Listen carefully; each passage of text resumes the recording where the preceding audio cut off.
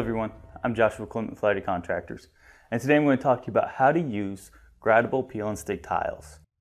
Now for this job, you'll need a couple things. For this job, you will need a rubber float, your grout, a sponge, and plenty of water. You'll also need a rag. You want to make sure that you don't mix up too much grout when you're getting ready to go ahead and grout your seams. As you can see here, you lay your tile just like you do any other peel and stick tile. And then we'll take our rubber float, get some grout on there, and just start putting it all over our seams.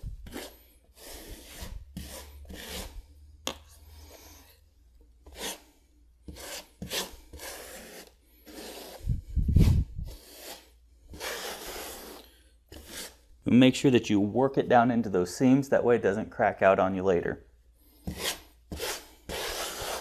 After you have everything grouted, go ahead, put these in water so that way you don't ruin them. Then we're going to go ahead and grab our sponge, make sure there's plenty of water in it, and then just start wiping it over.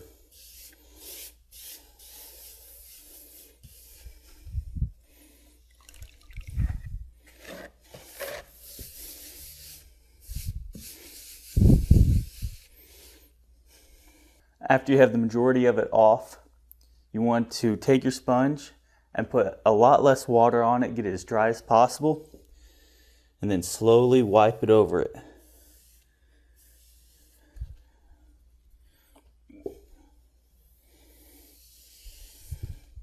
Then you'll grab your rag and clean off your existing tile.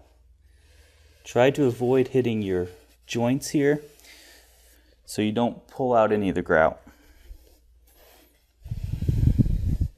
Remember, don't put too much water onto your seams that you start loosening that grout up before it has a chance to dry. I'm Joshua with Lighty Contractors. Thank you all for watching. Good luck with this project.